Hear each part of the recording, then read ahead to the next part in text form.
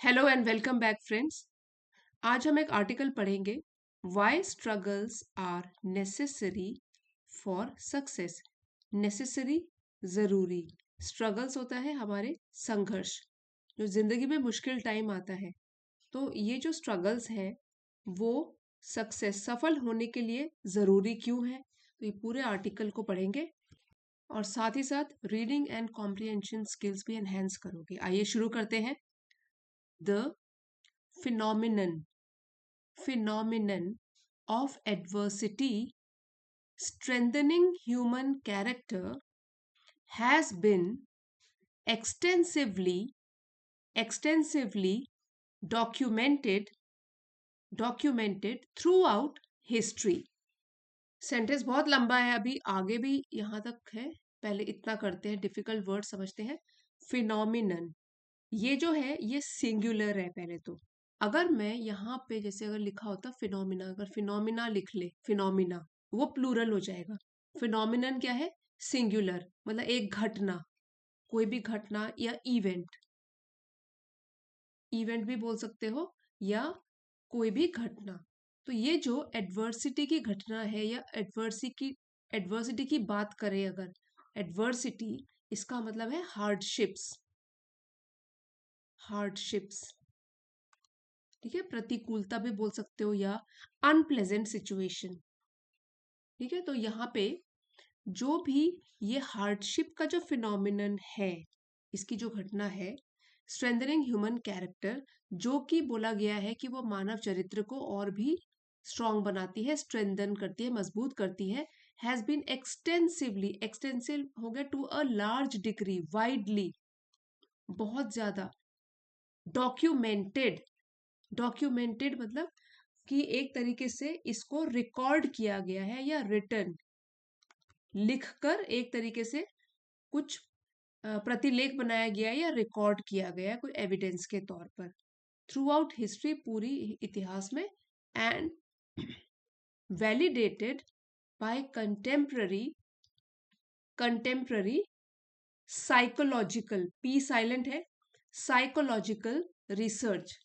तो वैलिडेटेड होता है कि अप्रूव करना, कंफर्म करना, मान्यता देना, अप्रूव। और कंटेम्प्रेरी होते हैं कि समकालीन, मतलब belonging to the present time, belonging to the same time, या मॉडर्न भी बोल सकते हो, जो आजकल के मॉडर्न या करंट है। करंट साइकोलॉजिकल रिसर्च, जो research psychology related to mind, इसके ऊपर जो भी रिसर्च है। एक बार अभी दोबारा से पूरा ये लाइन को पढ़ लेते हैं यहां तक और देन आई विल एक्सप्लेन।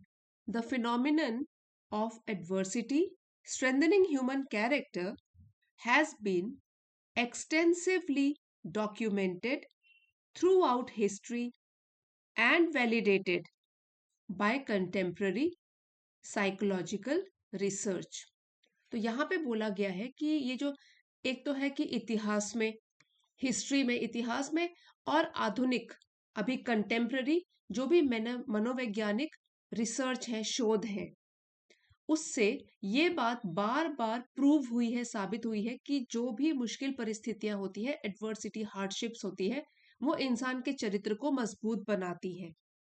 अगर सिंपल वर्ड्स में कहें तो बोल सकते हैं ये कोई नई बात नहीं है, आजकल भी उतनी ही एप्लीकेबल है जितना कि पुराने जमाने में थी। तो ये कोई नई बात नहीं है कि पुराने समय से लेकर आज तक जो भी रिसर्च किए गए हैं वो बताते हैं कि मुश्किलें, हार्डशिप्स इंसान को और भी बेहतर बनाती है, उसका चरित्र और भी मजबूत बनाती है। रेजिलियंस, कॉमा है फिर, defined as the capacity to recover from setbacks and adapt to challenging circumstances. फिर से कॉमा है, पहले इतना कर लेते हैं। रेजिलियंस ये तो एक नाउन है, इसका मतलब होता है लचीलापन। आप बोल सकते हो अबिलिटी टू रिकवर क्विकली, जैसे कि कोई डिफिकल्ट सिचुएशन है लेकिन जल्दी ही उससे बाहर निकल आना, उबर आना, उसको बोलते हैं रेजिलियंस। तो रेजिलियंस जिसको कि डिफाइन किया गया है एज द कैपेसिटी, ऐसी क्षमता, टू रिकवर फ्रॉम सेटबैक्स, की जितनी भी असफलताएं हैं उससे हम उबर आए, एंड अडेप्ट, और अपने आप को ढाल लें, चैलेंजिंग सर्कमस्टेंसेस। सर्कमस्टेंसेस ये होता है कंडीशन, जो भी परिस्थितियां है, जो भी सिचुएशन है चैलेंजिंग, चाहे वो मुश्किल भी हो, उसके अनुसार अपने आप को ढाल लें। तो ये जो यहाँ इस कॉमा से लेके और फिर यहाँ तक, क्योंकि ये भी कॉमा है तो यहाँ तक, ये एक्स्ट्रा इंफॉर्मेशन है रेजिलियंस के बारे में। अगर हम इसको हटा भी दें, ये तो एक्स्ट्रा है, जैसे मैं सीधे ही पढ़ लेती, अगर रेजिलियंस डिवेलप्स प्राइमरली, ठीक है, तो भी ठीक होता ये सेंटेंस। बट रेजिलियंस जिसको कि ऐसे बोला जाता है कि ये एक कैपेसिटी है कि हम असफलताओं से रिकवर कर लेते हैं और जितनी भी कठिन कंडीशंस है उसमें अपने आप को ढाल लेते हैं। तो ये रेजिलियंस के बारे में बताया गया कि ये होता क्या है। तो रेजिलियंस जो है वो डेवलप करती है, विकसित करती है। सिंगुलर था यहाँ पे हमारा सब्जेक्ट, इसीलिए इतने सारे इंफॉर्मेशन के बाद जो हमने वर्ब यूज किया है वो भी सिंगुलर फॉर्म में यूज किया है, एस के साथ एस ऐड किया है। Develops primarily primarily through exposure to manageable difficulties rather than comfort and ease। अब जो primarily है ये एडवर्ब है, एडवर्ब, और इसका मीनिंग है मेनली, मेनली, ठीक है। तो रेजिलियंस जो कि डेवलप होती है मेनली थ्रू एक्सपोजर, एक्सपोजर तो इसको बोल सकते हो आप एक्सपीरियंस करना या किसी के संपर्क में आना। तो exposure to manageable difficulties, manageable adjective है और इसका मतलब है कि जो मैनेज किया जा सके, जो कि कंट्रोल किया जा सके ऐसी डिफिकल्टीज, बजाय इसके कि कंफर्ट सुविधा, और ईज होता है कोई चीज जो बहुत ही आसान होती है, इजी होती है और आराम से हो जाती है। फिर से एक बार पढ़ लेते हैं, then we will discuss the meaning. Resilience, defined as the capacity to recover from setbacks and adapt to challenging circumstances, develops primarily through exposure to manageable difficulties rather than comfort and ease। तो जो resilience है, लचीलापन, यानी कि difficulties के बाद खुद को संभाल लेने की जो क्षमता होती है, ये आराम से, कंफर्ट से और ईज ऐसे जीवन से नहीं आती, बल्कि ऐसी डिफिकल्टीज से होकर गुजरने से आती है जो कि मैनेजेबल हो, जिसको हम मैनेज कर सके। सिंपल मीनिंग हम बोल सकते हैं, जो लोग कुछ थोड़ी बहुत जिंदगी में थोड़ी बहुत परेशानियों से होकर गुजरते हैं, वही अंदर से मजबूत होते हैं, क्योंकि उनको एक्सपीरियंस होता है इससे कैसे करके बाहर निकलना है। Studies indicate that individuals who encounter moderate obstacles during their formative years demonstrate superior problem solving abilities and emotional regulation। Indicate मतलब बताती है, और एनकाउंटर होता है फेस करना, किसी भी चीज को फेस करना। ऑब्स्टेकल्स है बाधाएं, रुकावटें। फॉर्मेटिव ईयर्स इसको बोल सकते हो कि जो आपके पहले वाले ईयर्स है जिसमें कि आपकी पर्सनैलिटी को शेप मिल रही है, तो डेवलपमेंटल ईयर्स बोल सकते हो। और डेमोन्स्ट्रेट होता है टू शो और टू डिस्प्ले। सुपीरियर इसका मतलब है बेटर या higher, better problem solving abilities. और इमोशनल रेगुलेशन, इमोशनल होता है आपकी भावनाएं, वो भी आपके कंट्रोल में होती है। तो अब इसको पढ़ते हैं। तो स्टडीज भी इंडिकेट करती हैं, जो भी अध्ययन हुए हैं, स्टडीज हुई हैं, उनसे भी पता चलता है कि जिन लोगों ने, जो भी लोग हैं, इंडिविजुअल्स जिन्होंने एनकाउंटर किया, सामना किया है कुछ ना कुछ मुश्किलों का, डिफिकल्टीज का, अपनी लाइफ में, पहले बचपन में या युवावस्था में, तो जब वो यंग है, तो वो ये दिखाते हैं कि वो लोग शो करते हैं बेहतर प्रॉब्लम सॉल्विंग एबिलिटीज, ठीक है। तो जो भी परेशानियां, जो समस्याओं से उनको हल करने की जो ताकत होती है, उनमें बेहतर होती है वो। और इमोशनल रेगुलेशन भी, अपने इमोशंस को भी वो अपने कंट्रोल में रखते हैं, compare to those who experience consistently favourable conditions. और ये हम कंपेयर कर रहे हैं, तुलना कर रहे हैं उन लोगों से जो कि एक्सपीरियंस करते हैं जिनका अनुभव कैसा होता है, कंसिस्टेंटली, लगातार फेवरेबल, जो उनके ही हक के लिए हो, उनके ही फायदे के लिए हो, ऐसी कंडीशंस। तो आप ऐसे भी बोल सकते हो जो उनके लिए हेल्पफुल रही हैं वैसी कंडीशंस लगातार। अगर किसी की लाइफ में कोई डिफिकल्टीज ही नहीं आएंगी तो वो कैसे सीखेगा कि मुश्किलों से किस तरीके से हम उबर सकते हैं। तो यहाँ पे बताया गया है कि जो भी थोड़ी बहुत डिफिकल्टीज से होकर गुजरे हैं अपने फॉर्मेटिव ईयर्स में, बचपन में ही, तो वो लोग सोच समझकर अपना काम करना सीख जाते हैं और डिफिकल्टीज से भी फिर जल्दी ही बाहर आ जाते हैं। तो यहाँ पे कंपेयर टू मतलब कि इन लोगों से कंपैरिजन किया गया है कि ये लोग जो है जिनको हमेशा ही आसान और इजी सर्कमस्टेंसेस सिचुएशन मिली है, तो ये लोग इनकी तुलना में क्या होते हैं, कमजोर साबित होते हैं। तो बहुत ज्यादा आराम जो भी होता है इंसान को वो कमजोर बना देता है।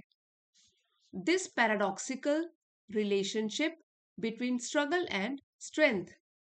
पैराडॉक्सिकल ये एक एडजेक्टिव है। पैराडॉक्सिकल इसका मतलब है कि कॉन्ट्राडिक्टरी, ठीक है, जो कि आपको पजल कर ले और जो सोचने पर भी मजबूर करे, कि विरोधाभासी बोल सकते हैं। ठीक है, जैसे कि कोई कॉन्ट्राडिक्टरी, कि अगर स्ट्रगल है मीन्स परेशानी है तो हमारे लिए अच्छी क्यों है। जैसे कि परेशानियां हम माइनस अगर सोचें कि ये तो नेगेटिव हो गई ना क्वालिटी, तो ये हमारे लिए पॉजिटिव कैसे होती है, तो ये वाली सिचुएशन कैसे हो गई, पैराडॉक्सिकल, कॉन्ट्राडिक्टरी हो गई। दिस पैराडॉक्सिकल रिलेशनशिप, जो कि रिलेशनशिप रिश्ता है एक तो स्ट्रगल में और एक स्ट्रेंथ में। कैसा रिश्ता है, स्ट्रगल संघर्ष में और ताकत में, पैराडॉक्सिकल विरोधाभास। कैसे कोई मुश्किल से स्ट्रांग बन सकता है मुश्किल हालात से। तो ये जो रिलेशनशिप है suggests that hardship serves as a catalyst for personal growth। जो कैटलिस्ट इसका मतलब होता है समथिंग दैट कॉजेस चेंज। तो ये हो गया नाउन यहाँ पर, कि जो ट्रिगर करता है, जो स्टिमुलेंट होता है, जिसकी वजह से कोई चेंज होता है। तो यहाँ पे बोला गया है कि the this paradoxical relationship between struggle and strength. अब ये जो रिलेशनशिप है वो सजेस्ट करती है। तो यहाँ पे जो सिंगुलर सब्जेक्ट हो गया रिलेशनशिप, रिश्ता सिंगुलर में है, तो इसलिए सजेस्ट भी सिंगुलर फॉर्म में है ये वाला वर्ब। दिखाती है कि हार्डशिप जो है वो एक कैटलिस्ट की तरह काम करती है पर्सनल ग्रोथ जिससे होता है। तो ये जो स्ट्रगल और स्ट्रेंथ का अजीब सा लेकिन सच्चा रिश्ता है, ये दिखाता है कि जो भी डिफिकल्टीज है वो किसी भी इंसान के विकास के लिए, प्रोग्रेस के लिए एक कैटलिस्ट का काम करती हैं ताकि वो ग्रो कर सके। Forcing individuals to develop coping mechanisms, coping mechanisms and resourcefulness that prove invaluable in future endeavors means प्रयास या effort।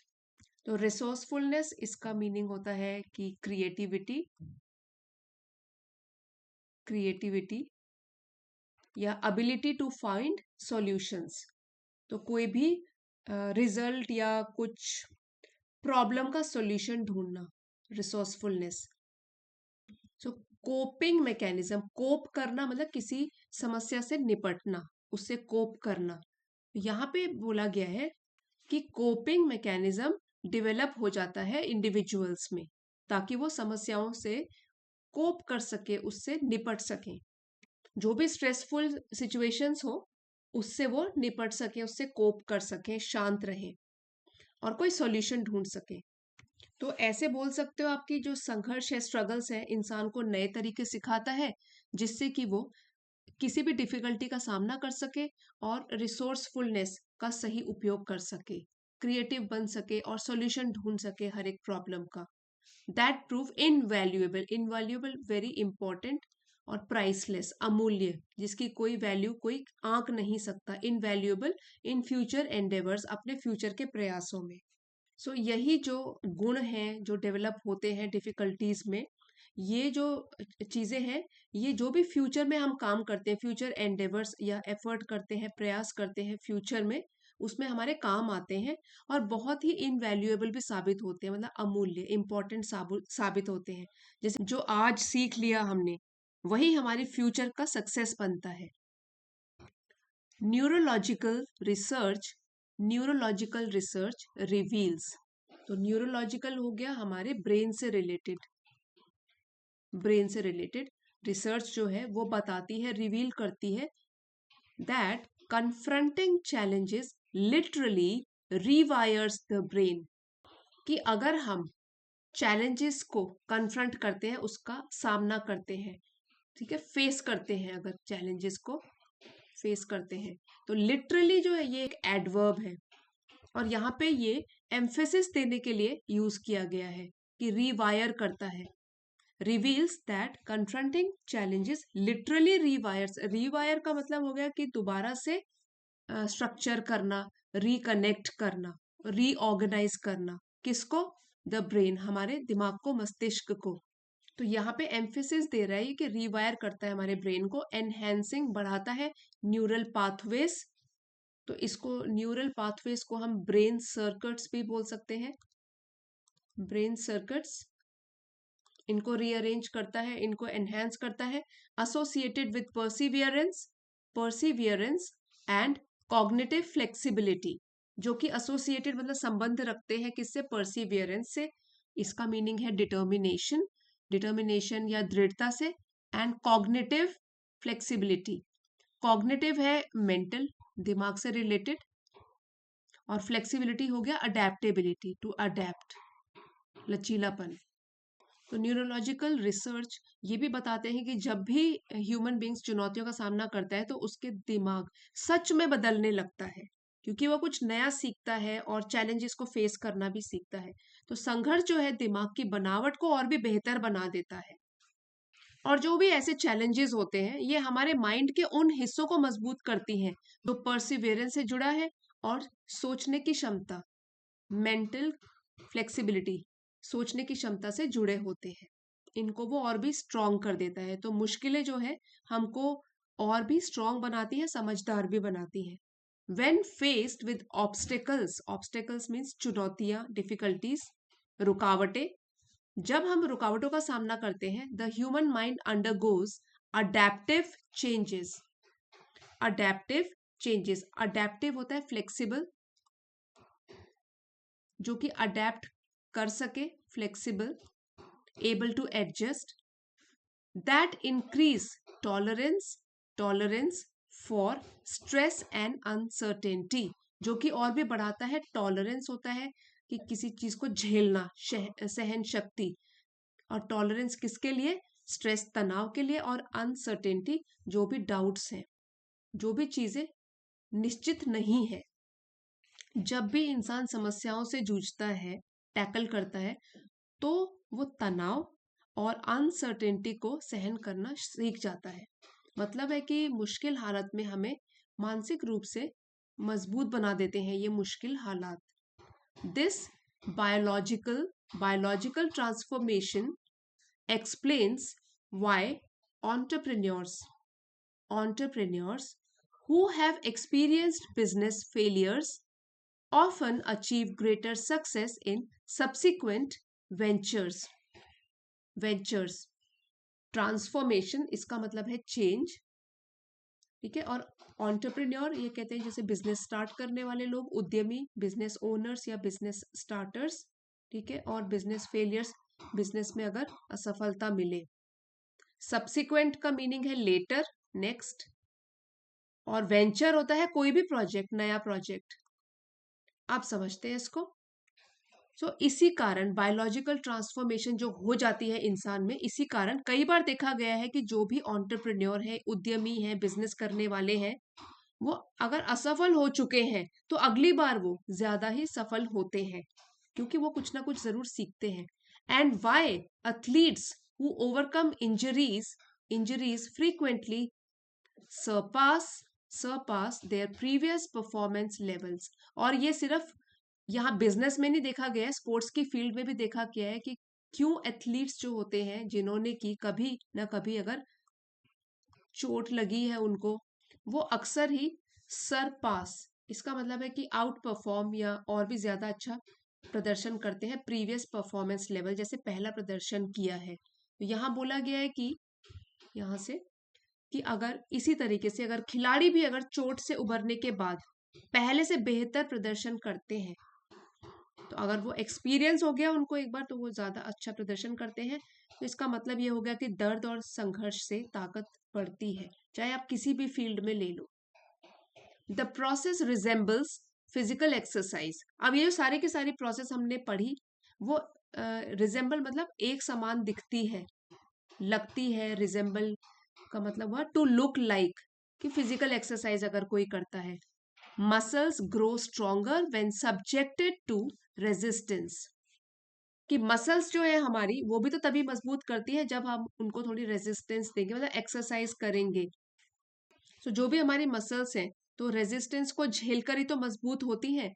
एंड सिमिलरली उसी तरीके से मेंटल फोर्टिट्यूड, फोर्टिट्यूड होता है ताकत, दृढ़ता, और कौन सा, मानसिक। मेंटल फोर्टिट्यूड, मानसिक दृढ़ता जो है वो डेवलप होती है through sustained effort against difficulties. तो सस्टेन्ड इसका मतलब है कि कंटिन्यूअस, निरंतर। फोर्टिट्यूड अभी बताया था हमने, टफनेस या करेज।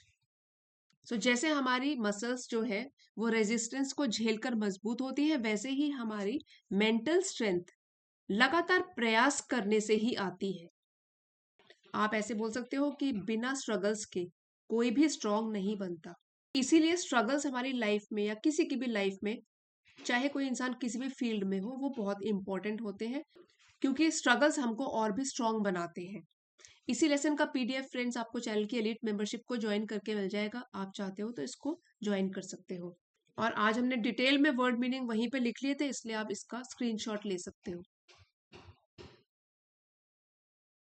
इसमें सारे सिनोनिम्स भी दिए हैं। और अगर पीडीएफ चाहिए तो आप एलीट मेंबरशिप को ज्वाइन कर सकते हो। दिस इज,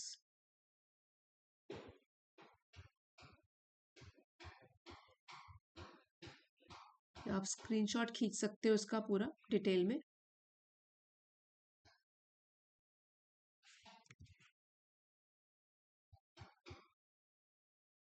आज का वीडियो अगर आपके लिए हेल्पफुल रहा है तो प्लीज लाइक शेयर सब्सक्राइब जरूर कीजिएगा। और कमेंट में आपसे एक बात पूछनी है कि ये जो वीडियोस पोस्ट किए जाते हैं, ये एक दिन छोड़ के पोस्ट करने का मैं सोच रही थी, तो आप बताइए कि आपको रोज अगर पोस्ट किए जाए तो ज्यादा हेल्पफुल रहेगा कि एक दिन छोड़ के, ताकि आप रिवाइज कर सको। तो ये आप कमेंट्स में लिख कर बताना। You can write down either daily, या तो डेली लिख लेना, ठीक है, या बोल देना कि ऑल्टरनेट डेज में, एक दिन छोड़ के ऑल्टरनेट डेज में। Thank you for watching friends, see you next time.